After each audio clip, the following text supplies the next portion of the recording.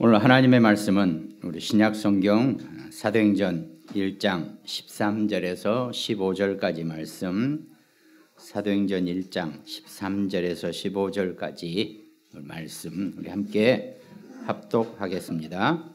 들어가 그들이 유하는 다락방으로 올라가니 베드로, 요한, 야고보, 안드레와 빌립, 도마와 바돌로메, 마테와 및 알페오의 아들 야고보, 셀롯인 시몬, 야고보의 아들 유다가 다 거기 있어 여자들과 예수의 어머니 마리아와 예수의 아우들과 더불어 마음을 같이하여 오로지 기도에 힘쓰더라. 모인 무리의 수가 약 120명이나 되더라. 그때 베드로가 그 형제들 가운데 일어서서 이르되 아멘. 원래는 120명이나 되더라. 여기서 마치려고 그랬는데 그렇게 하시고,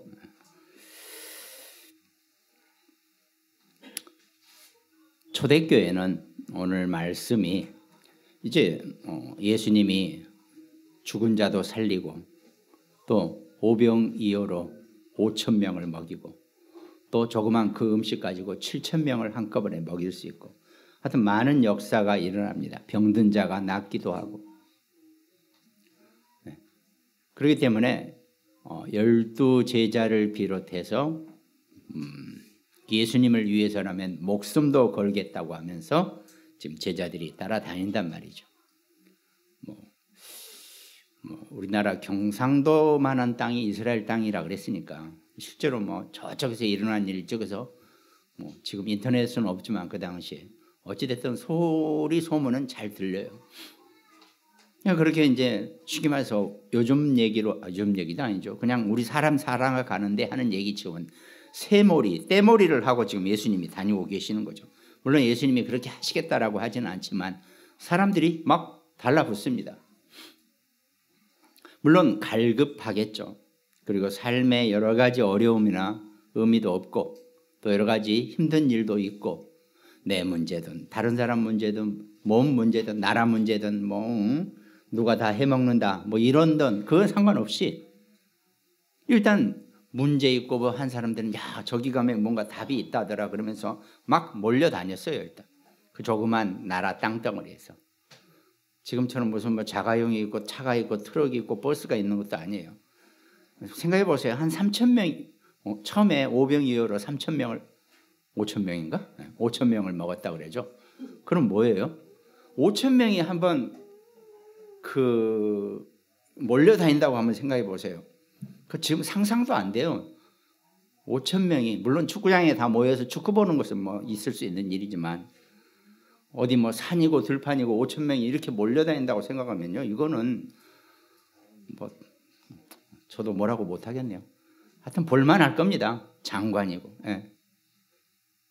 그렇게 다니다가 이제 예수님이 십자가에서 못 박혀 죽으셨어요. 로마 손에 잡혀가지고. 아니 그 어마어마한 죽은 자도 살려내고 병든 자가 살아나고 절대 나을 수 없는 문둥병이 나왔고 별걸 다 했는데 어쩌면 저렇게 꼼짝없이 붙잡혀가서 그렇게 채찍질을 당하고 저렇게 십자가에 못 박혀 죽는단 말이죠. 그럼 어떠겠어요? 저분이 메시아고 저분이 뭔가 큰 일을 또 급기야 하도 예수님이 우리가 지금 수요 금요일에는 요한복음을 보는데 계속 예수님 말씀하시죠. 나와 아버지는 하나다. 내가 곧 아버지다. 거의 이 수준까지 얘기했기 때문에 근 가까이 있는 사람들은 거의 예수님이 하나님의 어떤 그런 의미까지도 상당히 와 있을 거란 말이죠. 그런데 속절없이 십자가에 못 박 군사들에게 붙잡혀서 빌라도에게 처형 심판을 받고 십자가에 못 박혀 죽으시고 옆구리에 창이 찔려서 돌아가신단 말이죠. 그럼 어떻게 했어요? 야, 이거 그동안 있었던 많은 일들이 저 법에 의해서 저 군사 어떤 권세에 의해서는 꼼짝 못하는구나 이렇게 느꼈을 거 아닙니까? 5,000명이나 따라다니면서 했으면 그 보통 인원이 아니거든요. 이스라엘 그 자그만 땅에서 움직이는 거 보면. 도대체 사람들은 완전히 지금 더군다나 가장 근접해서 가까이 있던 제자들은 완전히 뭐 혼비백산뿐만 아니라 도대체 이 정체성을 잃어버릴 겁니다. 아마 틀림없이. 그 느낌 해보세요. 같이 한번 그 정말 3년간 같이 막 온갖 일을 벌리면서 따라다니고 함께 했는데 아니 그냥 한순간에 군사들이 와서 붙잡아가서 저기 그 다음날 뭐 하더니 딱 십자가에 못 박혀서 그냥 바로 죽으신단 말이죠. 도대체 그럼 지금까지 있었던 그 어마어마한 역사 그런 건 뭐냐? 엄청 괴리가 생길 것이고 엄청 갈등도 생길 것이고 엄청 혼란이 갈 것 같아요. 지금 제자들의 입장에서. 지금 그런 상황에 이제 예수님이 부활하시고 그 모든 것을 다시 한번 또 뒤집는 거죠. 십자가에 죽으시는 그 장래 그 사건 이후에 사흘 만에 부활하심으로 그 모든 짧은 순간에 모든 사람들의 마음을 또 한번 뒤집는 거죠. 이제 그러면서 부활하시고 친히 살아계심을 40일 동안 나타내시면서 제자들에게 하나님 나라의 일을 사도행전 1장 부분의 앞부분에 지금 설명하셨다 그랬습니다. 그때야 비로소 제자들이 이제 우리가 말로만 목숨을 건다 그랬는데 우리는 죽어도 아무 상관이 없는 거구나. 정말 어떤 문제나 사건도 어떤 갈등도 아무런 문제가 될 게 없구나. 이걸 깨달은 사람들이 초대교회 사람들이었습니다. 어쩌면 여러분과 저가 우리가 신앙생활하고 주여 오직 그리스도 예수 그리스도 막 우리가 하지만 실제로 우리는 너무 연약하다는 것. 힘이 없어서 연약한 게 아니에요. 인간 사회에 있는 모든 관계 문제에서 너무나 우리는 연약하다는 것. 근데 연약하다는 것은요 생각하기 나름이에요. 내가 그게 나하고 아무 상관이 없으면 나는 최강자예요. 근데 어떤 것도 나하고 상관이 있고 내게 찔림이 되고 내게 문제가 내가 힘들어하면 그건 내가 연약한 겁니다. 그러니까 연약하고 강함은요 한순간이에요. 그것이 그 문제가 그 갈등이 그 사건이 나하고 아무 상관없으면 나는 완전히 최강자예요. 근데 그게 나에게 영향이 있고 나를 힘들게 하고 나를 찌르면 나는 한없이 연약한 존재밖에 안 된다는 겁니다. 그러니까요 일순간이에요. 우리가 하나님의 말씀 받고 아멘 하면서 주는 그리스도시요 살아계신 하나님의 아들이십니다. 복음 붙잡고 힘나요. 그럼 뭐 우리가 늘 얘기했잖아요. 그 뭐지? 기독교인들이 저기 산에 올라가서 기도하는 데가 뭐죠? 그게 기도원 막 이런데 기도원 가면 뭐 밤새 이러면서 뭐 난리가 나죠 뭐. 엄청 얼굴도 시뻘게 가지고 막 저같이 머리 없는 사람 머리까지 빨개 가지고 막 난리를 치면서 힘 받고 아멘 할렐루야 난리를 치고 그러다 그 다음날 내려옵니다. 산 내려오는 길 도로 내려가면서 하나도 없이 말끔히 쫙 없어져 버려요. 언제 그랬냐 듯이. 우리 그런 거 많이 솔직히 말해서 비웃었잖아요. 기존의 신앙인들이 그렇게 신앙생활을 한다고. 그런데 주는 그리스도시요 살아계신 하나님의 아들이시나 이 어마어마한 복음 속에서 여러분과 제가 신앙생활하고 복음 받고 10년, 20년, 30년 다 신앙생활 해놓고 자그마한 그것에 또 내가 걸려드는 것은 우리는 똑같이 연약한 그런 존재라는 겁니다. 근데 그걸 해결할 수 있는 방법은 딱 하나예요. 나하고 아무 상관이 없으면 돼요. 그게 전혀 나를 건드리지 않고 그게 나하고 아무 문제가 없어요. 그래? 다시 하면 되지. 그래? 또 하면 되지 뭐. 실패해도 또 하면 되지 뭐. 그래? 그러다 죽으면 하늘나라 가는 거고. 그러니까 저도 참 그게 안 돼 있는 사람 중에 하나죠. 왜? 우리는 어떻게 하든 악착같이 공부해서 출세하고 성공해야지. 열심히 공부했습니다. 대학도 한 번 떨어져, 두 번 떨어져, 삼수해서 들어가서 나름대로 이번에는 실패 안 해야지. 이를 악물고 4년간 장학금을 받았어요. 그것도 수석 장학금. 한 번도 안 놓쳤어요. 아주 악착같이 공부를 하니까. 그러고 살았어요. 그건 완전히 육신의 것이죠. 그래도 그러다가 하나님이 감사하게 나이 40에 그리스도 복음을 알게 하고 예수님을 나의 구세주로 받아들이고 얼마나 감사합니까? 그런데도 지금까지 살아오면서 또 이런저런 온갖 것이 늘 내게 흠집을 내고 나를 상처를 입히고 살아가는 겁니다. 그런데 우리는 그래도 그리스도의 복음 고백하고 우리는 금방 회복할 수 있는 힘이 우리에게 분명히 있다는 겁니다. 그게 우리가 이 땅 살아가는 신앙생활하면서 성도로 살아가는 최고의 축복이에요. 그러니까 우리는 오래 가지는 않아요. 여러분과 저는 조금 그러다가 금방 또 하나님이 우리를 회복시켜 주신다는 거죠. 사실은 전혀 지금 원고에도 없는 얘기하고 있어요. 눈치챘죠?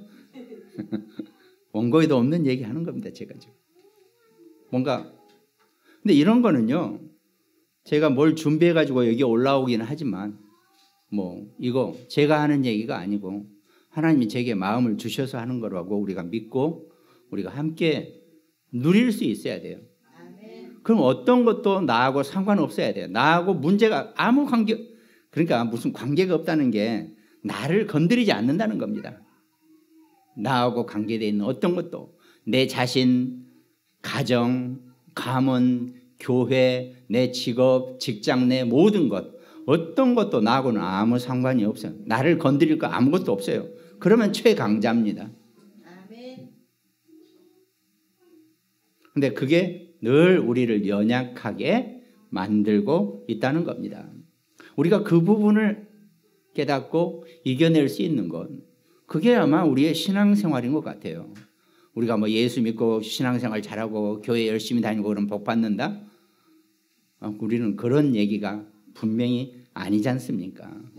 우리가 그런 거 하지 말자고 신앙생활하고 교회 생활하고 또 여러분한테 제가 자랑은 아닌데 진짜 사회생활 할 때는 얼마나 칼 같은 모든 거 하나하나 전부 다 그야말로 신에 가까울 만큼 100% 계획해가지고 모든 걸 해요. 왜 안 그러면 위에서 나를 치니까. 시키면서 어떤 행사를 진행하는데 야 그것도 생각 못했어? 그럼 내가 감점을 당하는 순간 나는 진급이 안 되잖아요. 그러니까 우리는 악착같이 진급하고 승급하고 위 사람들한테 안 지키려고 온갖 머리를 짜내면서 내가 살았다니까요. 신앙생활하면서. 그날 비올 확률까지 기상청에 물어봐가지고 그날 행사 때 비올 확률이 30%만 넘으면 그 인원만큼 우산을 사다 놓고 대기하고 있어요.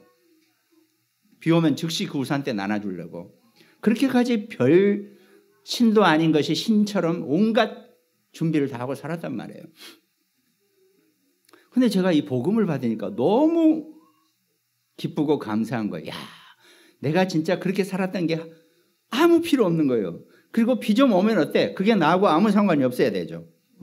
물론 지금 내가 직장생활을 안 하니까 이렇게 좀 담대해질 수 있겠죠. 지금 혹시 모르죠. 제가 목회자를 안 하고 하나님 나를 그대로 직장생활하면 여전히 위에 사장 눈치 보느라고 별짓을 다 하고 살 수도 있겠죠.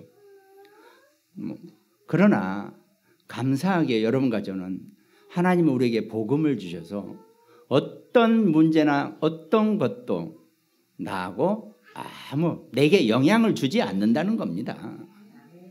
내가 신앙생활하고 내가 내 삶을 살아가는 데 있어서 나를 조금 더 아프게 하지 않고 나를 힘들게 하지 않는 것, 그게 신앙생활의 최강자예요. 우리는 그렇게 신앙생활하면 됩니다. 그렇다고 남이 뭐라 하든 나는 그냥 내 마음대로 산다 이거하고 다른 얘기잖아요. 전혀 나하고 내게 영향 주지 않아요. 그게 아마 하나님이 여러분과 제게 주신 정확한 복음의 힘이라고 저는 보여집니다. 저는 그런 사람이 제일 싫었어요. 아이, 좀 이러면 어때? 저러면 어때? 아이, 뭐 나만 좋으면 되지. 나 이런 사람들이 진짜 체질적으로 나는 싫었는데 이게 복음이 가만히 보면 그거더라고요. 남이 뭐라든 나는 하나님 앞에서 내가 영향을 입지 않고 내가 마음을 편히 갖고 내가 하나님 앞에 온전하게 설 수 있으면 되는 거지. 좀 그렇게 보여진단 말이죠.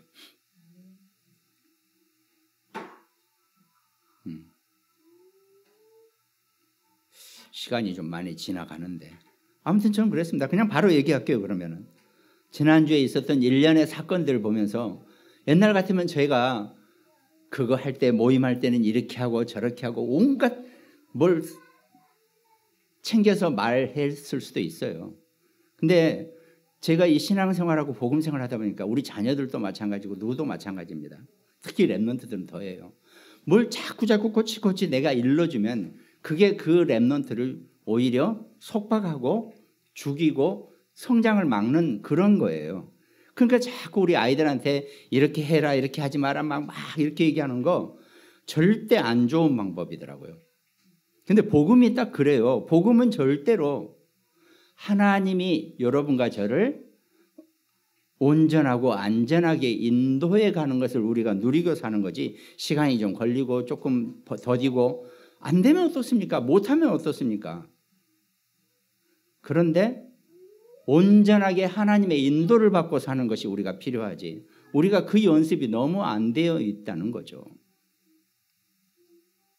이런 의견도 나오고 저런 의견도 나올 수 있습니다. 그러면요 배려하고 인정해주고 내가 양보할 줄 알고 이게 복음의 눈에 보이는 자세들이거든요. 실제로 우리가 복음 속에 있으면은 저도 주변에 목사님들하고 같이 있으면요 절대 제가 나이 먹었다고 오히려 저는 절대 제 거 얘기 안 해요. 어차피 젊은 사람들이 나보다 더 많이 살 건데 이 일은 당신들이 하는 거 해봐라. 오케이. 제가 노회장 지난 1년간 노회장을 했었잖아요. 노회장 할 때도 제가 마찬가지죠. 딱 처음에 기준만 정해주고 그 다음에는 그대로 안 되는데 오케이 뭐든 오케이 알았습니다. 예 그렇게 하세요. 네 알겠습니다. 시작만 제가 조금만 얘기해주고 나머지는 가다가 현장에서 젊은 친구들이 뭐 이런저런 문제가 있어요. 그대로 하세요. 마음대로 하세요. 그렇게 하세요.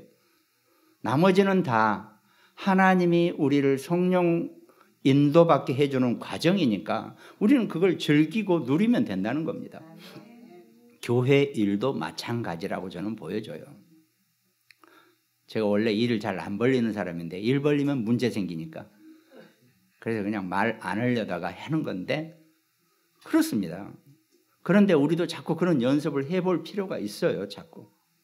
그러면서 배려하고 인정하고 양보하고 이러면 끝나는 겁니다. 그냥 그 의견 오케이. 그런데 서로 그럴 수 있잖아요. 그런 것들이 우리가 나는 복음 안에서 우리 말씀 안에서 하나님 우리에게 주시는 그 성령의 능력의 힘을 가지면 우리는 얼마든지 넘어설 수 있고 이겨낼 수 있다라고 저는 보여지거든요. 그래야지 교회가 힘을 얻고 교회가 많은 사람을 교회가요. 우리가 갑자기 로또에 당첨돼가지고 100억이 생겼다. 그래서 교회당 어마어마하게 크게 지어나면 뭐예요? 사람들이 안 오는데요. 교회당은요. 사람들이 채워져야지 교회당이 만들어지는 겁니다. 이 자리가 부족해야지 다음 건축으로 넘어가는 거예요. 우리가 사람들을 받을 힘도 없이 무슨 건축을 한다고 건축합니까? 그러니까 우리가 정말 하나님 앞에서 하나님이 우리를 인도하시고 우리 교회 식구들을 끌어갈 수 있는 그 시간표 속에 있어야지 그 다음이 진행되는 겁니다. 그걸 저는 좀 잘 보면서 이렇게 같이 갈 수 있는 그런 신앙생활 좀 하시면 어떨까? 제가 참 주일 예배 때 이런 얘기 잘 이렇게까지는 안 하는데 말씀 나오는 김에 드리는 겁니다. 자, 오늘 세 가지 미션이라 그랬어요. 여러분과 제가 우리가 성도가 살아갈 때 세 가지 흐름이 있죠. 말씀의 흐름이 있고 기도의 흐름이 있고 응답의 흐름이 있습니다. 이 말씀의 흐름, 기도의 흐름, 응답의 흐름은 별거 아니에요. 별거 아닌 게 아니죠. 성경 말씀 속에 있는 그걸 따라가면 된다는 겁니다. 말씀의 흐름 서론 첫 번째 중에서 창세기 3장 15절, 출애굽기 3장 18절, 이게 이 말씀, 이사야 6장 13절, 마태복음 16장 16절, 우리가 복음 말씀이죠. 주는 그리스도시요 살아계신 하나님의 아들이시니라는 이 말씀의 흐름이 성경 전체의 흐름입니다. 그러면 창세기 3장 15절 여자의 후손, 이 예수 그리스도의 언약이 선포되고 신약 성경에서 마무리가 마태복음 16장 16절 주는 그리스도시요 살아계신 하나님의 아들이십니다. 이 말씀의 흐름 속에 여러분과 제가 있게 되면 된다는 겁니다. 그러면 우리가 그래서 사실 오늘 저희가 여러분한테 제가 오늘 설교하려고 준비한 것은 전부 다 말씀이에요. 사도행전 몇 장 다. 왜? 사실은 죄송하지만 제가 지금 아까 설교 시작부터 서론 부분에 했던 얘기도 그것도 사실은 올바른 거 아니에요. 그렇지만 우리가 따로 모여서 얘기하기는 좀 그러니까 제가 그냥 이렇게 말씀 시간에 얘기를 하는 겁니다. 구약이나 또 신약 처음 같은 경우는 거의 아마 천주교도 처음에 할 때요 이렇게 무슨 설교를 하지 않았어요. 다 말씀을 읽어줬어요. 그러니까 유대인들 우리가 따르는 건 아닌데 유대인들 옛날에 그 어마어마하게 양피지로 두껍게 이렇게 큰 이 말씀 뭉치가 있어요. 그걸 이제 두루마리처럼 말씀 두루마리라고 하거든요. 그거를 랍비가 읽어줍니다. 그럼 청중들이 그 말씀을 듣고 아멘으로 화답하고 하면서 예배가 진행되는 거거든요. 그리고 그 다음에 서로 포럼을 합니다. 그 말씀에 대해서. 나는 그 말씀을 이렇게 생각합니다. 그러면은 랍비는 내가 그래도 많이 공부를 해본 건 이런 것 같다. 그러나 누구의 의견도 절대로 무시하지 않고 누구의 의견도 전부 다 인정하고 배려하고 양보하고. 그러니까 유대인들은요 서로 그 포럼할 때는요 얼굴이 불그락불그하면서 싸우듯이 서로 얘기한다잖아요. 포럼을. 그런데 그거 딱 끝나면은 서로 다시 해피하게 악수하고 화합하고 이게 유대인들이에요. 이게 말씀 하나에서는 목숨 걸고 싸워요. 나는 이렇게 생각한다. 아니다, 나는 이렇게 생각한다. 우리가 싸울 것은 말씀 가지고 싸워야 되지 다른 건 하나도 없어요. 그러고 나면은 서로 악수하고 다 우리는 형제 하나 이렇게 가는 게 유대인들의 방식이에요. 회당 방식. 우리가 말씀의 흐름 속에 산다는 것이 신앙인들 정말 중요한 우리 삶의 흐름이라는 겁니다. 그러면서 우리는 늘 기도의 흐름 속에 있어야 한다는 겁니다. 창세기 37장 9절에 요셉이 다시 꿈을 꾸고 그의 형들에게 말하여 이르되 내가 또 꿈을 꾼즉 해와 달과 11별이 내게 절하더이다 그랬습니다. 요셉이 해와 달과 11별이 내게 절했다는 그 꿈은요 잘못 해석하면 요셉부터 만약에 이 꿈을 꾸고 딱 이야 내가 우리 가문의 장자권을 내가 쥐는구나. 하나님이 내게 그렇게 꿈을 주셨구나. 이스라엘 사람들은 유대인들은요 무조건 장자권에 목숨을 겁니다. 왜? 장자를 통해서 메시아가 나오게 돼 있기 때문에 그 메시아가 자기 가문을 통해서 나게 하려고 전부 다 거기에 눈독을 들이는 사람들이에요. 그러니까 목숨같이 메시아의 장자권을 원하는 사람들이 유대인들이에요. 그러니까 요셉이 만약에 하나님이 원하는 인물이 아니었는데 이 꿈을 꿨다면 꾸지도 않겠지만 이 꿈을 꿨을 때 엉뚱한 요셉이었다면 야 내가 우리 가문의 장자권을 쥐는구나 이렇게 꿈을 해석할 수 있어요. 근데 그건 그 꿈의 해석법이 아니에요. 요셉은 그렇게 해석하지 않았다는 겁니다. 해와 달과 11별이 내게 절을 할 만큼 하나님이 내게 중요한 일을 시키시는구나. 내게 어마어마한 미션을 주셨구나. 이렇게 요셉은 깨달은 겁니다. 이게 제대로 깨닫는 기도의 흐름입니다. 요셉은 기도를 해도 이렇게 흐름을 제대로 볼 수 있어야 한다는 겁니다. 우리가 흐름이라는 건 딴 거 없어요. 이쪽에서 이쪽으로 흐르는 게 흐름입니다. 그러면 이쪽에서 이렇게 흘러갈 때 이 흐름을 타야지 거꾸로 타고 있으면 엄청 나도 고생, 주변 사람도 고생, 모든 사람이 고생하는 겁니다. 그러니까 그 흐름을 요셉은 제대로 탔습니다. 내가 우리 가문의 장자권을 얻는 게 아니고 하나님이 내게 해와 달과 11별이 내게 절을 할 만큼 어마어마한 큰 일을 지금 내게 미션을 주셨구나. 이렇게 요셉은 꿈을 해석했다는 겁니다. 그러니까 노예로 잡혀가도 하나도 위축되지 않고 감옥에 끌려가도 전혀 위축될 일이 없었어요. 왜? 그렇다고 총리가 됐다 그래서 어마어마하게 으쓱대지도 않았습니다. 왜? 하나님이 내게 주신 미션을 지금 실천하고 진행하고 계시는구나. 이렇게 봤다는 겁니다. 그러면서 여러분과 저는, 신자는, 성도는 반드시 있다 없다 크다 작다 아무 상관없이 응답의 흐름이 있는 겁니다. 여러분과 저는요, 하나님 저는 왜 응답을 안 주세요? 아니에요. 응답을 주고 있어요. 응답이 없는 것도 응답이라 그랬습니다. 그러니까 우리는 이미 다 응답 속에 살고 있다는 것을 절대로 잊지 마시기 바랍니다. 나이가 들든 나이가 어리든 하나님의 자녀 백성은요, 하나님이 일일이 그 인생을 관수하고 챙기고 그 응답의 흐름 속에 우리를 있게 하시는 거예요. 아니, 우리 오늘 점심 한 끼 먹는 것도 응답이에요. 지금 이 자리에 와서 함께 예배 드리는 것도 하나님의 응답입니다. 이 응답의 주인공이 되세요. 왜 자꾸 내게 주신 응답을 다른 사람 탓이나 다른 어떤 사건이나 환경이나 배경이나 이런 탓을 하면서 내가 주인공이 못 되냐 이거죠. 응답은 하나님이 여러분과 제게, 우리 각자가 주인공이 되게 주시는 겁니다. 그 응답을 마음껏 누리시기를 주님의 이름으로 축원드리겠습니다. 그러니까 응답이 다 흐름이 있는 거예요. 그런데 어떻습니까? 대부분 기독교인들, 불신자들하고는 아예 얘기도 안 하겠고요. 불신자 얘기는 지금 이 짧은 시간에 내가 불신자까지 챙길 힘 없어요. 나도. 우리 신자들은 늘 응답을 받아요. 더군다나 여러분과 저는 늘 응답 속에 있다는 얘기입니다. 근데 응답의 흐름이 있어요. 그 흐름을 잘 찾는 사람은 응답의 연결을 받아서 어떡합니까? 그 성취를 따라서 움직이면 된다는 겁니다. 그게 온전한 성령의 인도를 받고 우리가 나름대로 우리 신앙생활 속에 집중하고 있다는 의미가 된다는 겁니다.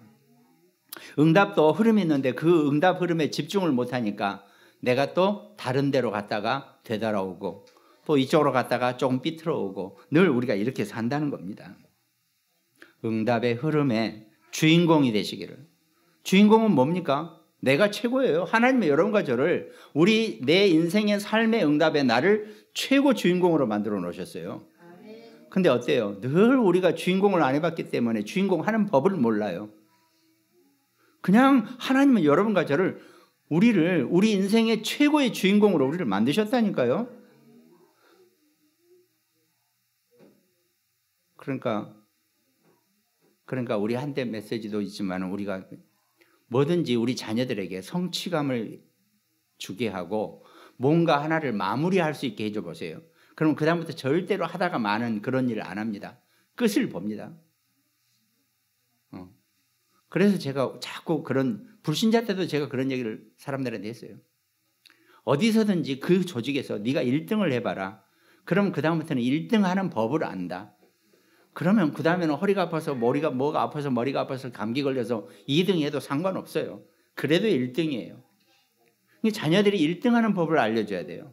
그래야 우리 아이들이, 랩런트들이 최고로 클 수 있습니다. 아니 최고로 올라가자 이 얘기를 하는 게 절대 아니에요. 늘 하나님 앞에서 여러분과 제가 주인공이라는 것 진짜 놓치지 마시기 바랍니다.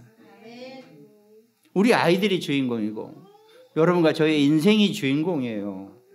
왜 우리가 주인공이 아닌 인생을 자꾸 살려고 그래요? 주인공이라고 하나님 하시는데. 그 응답의 흐름의 증인으로, 주인공으로 서시기를 주님의 이름으로 축원드리겠습니다.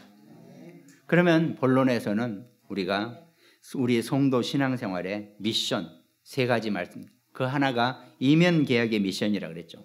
이거 이면개혁 미션 여러분과 제가 이미 말씀으로 많이 들은 얘기입니다. 로마서 16장에 보호자요, 동역자요, 식주인입니다.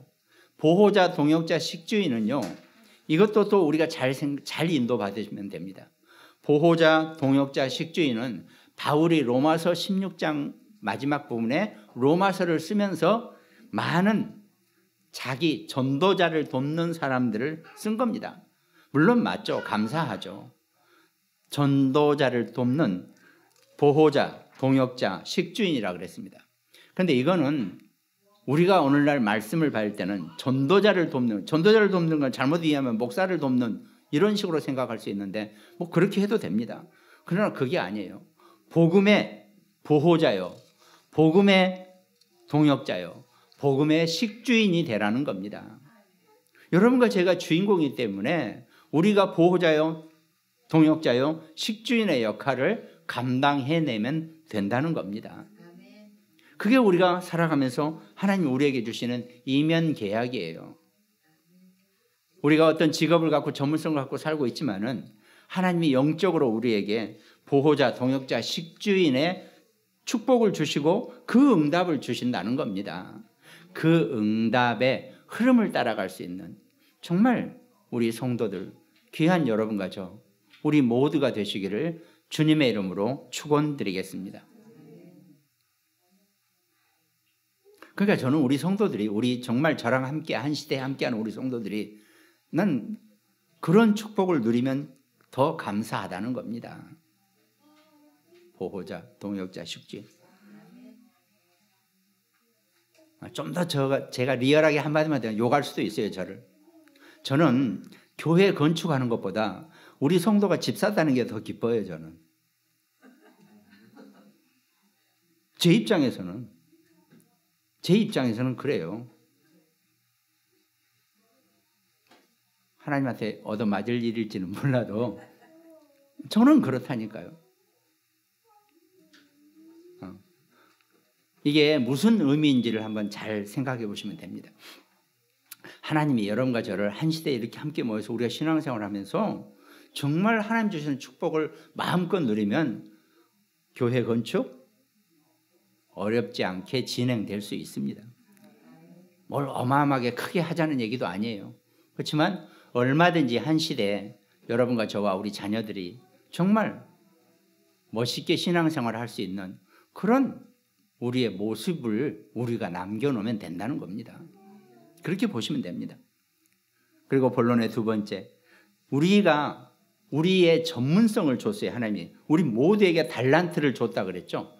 그 달란트의 미션이 있습니다. 그것이 성경에 있는 인물들 중에서 정말 비밀 결사대, 렘넌트 미니스터리, 그 다음에 마지막 성전, 성스러운 전쟁이라 그랬죠. 홀리 메이슨이라 그랬습니다. 오늘 본문 내용이 바로 초대교회의 비밀 결사대들. 여기 모인 이 사람들이 약 120명이라 그랬죠. 이 120명이 초대교회를 살려내고 로마를 완전히 복음화시키는데 순교자들입니다. 여기 120명은 거의 다 순교했을 것입니다. 지금 로마의 손에 죽은 사람들이 뭐 수천 명이기 때문에 기독교인들이 요 120명은 숫자도 아니에요. 그런데 하나님은 이 초대교회 마가다락방에 모인 이 120명의 성도를 통해서 완전하게 목숨을 걸고 순교할 만큼 예수 그리스도를 증거하고 고백했다는 겁니다. 뭐 조금 더 해보죠. 저는 그렇게 생각합니다. 자, 6.25 때 그런 일이 있었다 그랬잖아요. 공산당이 교회 앞에서 예수님 사진 땅바닥에 내려놓고 이거 밟고 지나가면 살려주겠다. 이거 아니면은 뭐 약간 얘기가 스토리가 엮였네. 이거 침을 뱉으면 살려주겠다. 침 뱉지 않으면 뭐 기독교인으로 간주하고 총살시키겠다. 뭐 이런단 말이죠. 혹시 그 당시에 제가 목회자였다면, 그 교회 목사였다면 제가 맨 먼저 나와서 침 뱉었을 겁니다. 그 사진은 아무것도 아니에요. 그걸 침 뱉으라고 하는 그 놈이 멍청한 놈이지. 그 공산당 놈이 아무 의미 없어요. 그러나 내 입으로 예수가 그리스도가 아니라고 고백하라면 저는 못해요. 저는 죽어도 예수가 그리스도입니다 라고 고백하고 죽을 거예요. 이게 다른 겁니다. 그러니까 우리가 눈에 보이는 것과 정말 우리의 중심하고 좀 구분하고 사세요. 아무 쓸데없는 겁니다. 상관없는 겁니다. 그거. 보이는 거는 아무 의미 없는 거예요. 물론 우리가 보이는 거 가지고 살죠. 근데 보이는 것에 우리가 너무나 중심을 두다 보면은 진짜 영적인 것을 우리가 놓쳐버리고 영적인 신앙생활을 우리가 못하게 된다니까요. 그러니까 늘 보이는 것에, 들리는 것에, 생각나는 것에 내가 찔리고 나하고 영향을 받죠. 그거 다 무시해버리세요. 던져버리세요. 아무 상관없습니다. 초대교회는 예수가 그리스도의 목숨 건 사람들입니다. 그 사람들이 비밀 결사대들이에요. 그 사람들이 로마까지 들어가서 죽기 전에, 잡혀가기 전에 어찌됐든 로마 거기 있는 시민들한테 이 예수 그리스도 복음을 전했겠죠. 그렇기 때문에 120명이 죽어도요, 로마가 복음화 돼버린다니까요. 로마 콘스탄티누스 대제, 그 황제의 엄마 헬레나라 그랬죠. 헬렌. 그 엄마가 복음을 받았다니까요. 예수 그리스도 복음을. 그래서 아들한테 자꾸 얘기해 줬다는 겁니다.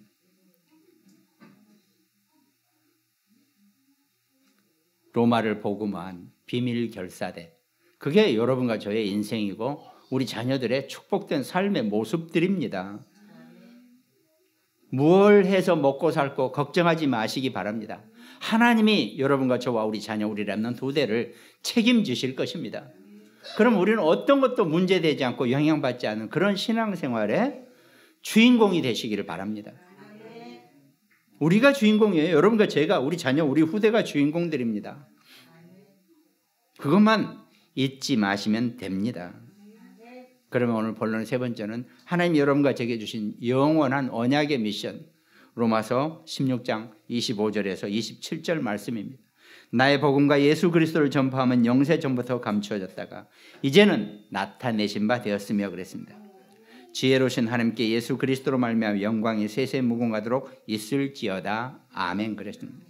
여러분과 저와 우리 자녀, 우리 후대 렘넌트들이 지금까지는 감춰져 있었으나 이제 나타날만 하고 보여줄만 하기 때문에 여러분과 제가 예수 그리스도의 언약과 복음을 알게 하시고 영광이 세세무궁하도록 우리에게 늘 함께 우리에게 허락하신다 그랬습니다. 그 응답과 힘을 갖는 우리 모든 천국 백성 되시기를 주님의 이름으로 축원드리겠습니다. 그럼 결론은 나머지는 가만 놔둬도 완성되어지게 있게 되어 된다는 겁니다. 가만 놔두면 무엇이든지 여러분과 제가 시작을 하면 하나님이 나머지는 완성시켜 주신다 그랬습니다. 우리는 그것도 응답으로 받으면 됩니다. 어떤 것도 내게 영향을 주지 않고 담대하게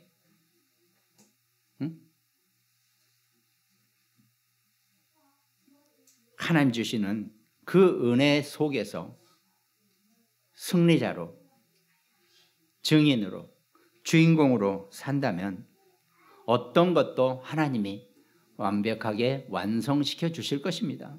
또 완벽하지 않으면 어떻습니까? 문제가 좀 있으면 어떻습니까? 그것도 하나님이 여러분과 저를 이끌어 가시는 방법 중에 하나라고 저는 보여주거든요. 우린 다 그렇게 살아갈 것이고 우리 자녀들도 그 어떤 걸리적거리는 거나 어려움이나 또 나를 찔리는 것에서도 당당하게 이겨내고 차세대의 주인공으로 살아나갈 것입니다.